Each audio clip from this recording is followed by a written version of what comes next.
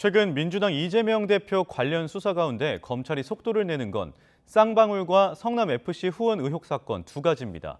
이미 이 대표의 측근들이 주요 수사 대상에 오른 상태인데 그만큼 검찰이 이 대표에 대한 압박 수위를 점점 높이고 있다는 의미입니다. 송재인 기자가 보도합니다.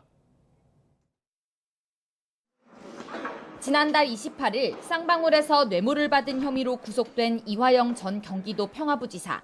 이재명 대표가 측근으로 알고 있는데요. 이재명 대표가 뭐 걸려있는 사건입니까? 지난 2018년 경기도지사 선거 캠프에서 선대 본부장을 맡은 민주당 이재명 대표의 측근입니다. 이 대표 당선 뒤 이 전 부지사는 경기도 평화부지사로 임명됐는데 이전에 고문과 사회이사를 지냈던 쌍방울에서 뇌물을 받아온 정황이 검찰에 포착됐습니다. 쌍방울이 북측에서 광물사업권 약정을 따내도록 합의를 주도하는 등 사업을 돕는 대가로 쌍방울 법인카드를 비롯해 2억 5천만 원을 받았다는 의혹입니다.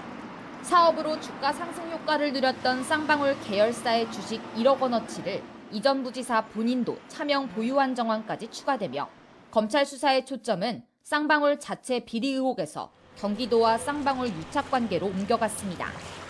이보다 10여일 전엔 이 대표의 핵심 측근인 정진상 민주당 대표실 정무조정실장이 검찰의 강제 수사 대상에 올랐습니다. 검찰이 성남FC 의혹 직접 수사 개시와 함께 당시 성남시 정책실장이던 정 실장의 자택도 압수수색한 겁니다.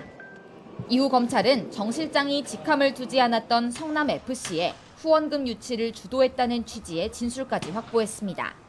정 실장이 구단주의 어떤 역할을 당시 하고 있었으니까 이재명 시장님을 대리해서 네네. 그러니까 본인이 주도해서 당연히 한 거죠. 그럼 누가 그걸 주도해서 해요?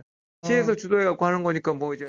쌍방울과 성남FC 두 의혹 사건으로 검찰은 이재명 대표에 대한 압박 강도를 높이고 있습니다. 결국 최종 결재권자였던 이 대표의 관여 정도를 파고들 걸로 보이는데 다만 혐의 규명까지는 좀 더 지켜봐야 할 걸로 보입니다. 검찰이 쌍방울 수사의 최종 목표로 삼는 이 대표의 변호사비 대납 의혹 규명을 위해선 해외 도피 중인 김성태 전 쌍방울 회장의 신병 확보가 무엇보다 필수적이기 때문입니다. 성남FC 의혹 역시 이 대표에게 제3자 뇌물공여나 수수 혐의를 적용할 수 있느냐를 놓고 법조계 안팎에서도 갑론을박이 있는 만큼 이재명 대표에 대한 직접 수사를 위해선 좀 더 쌓아야 할 증거와 진술이 필요한 상황입니다. YTN 송재인입니다.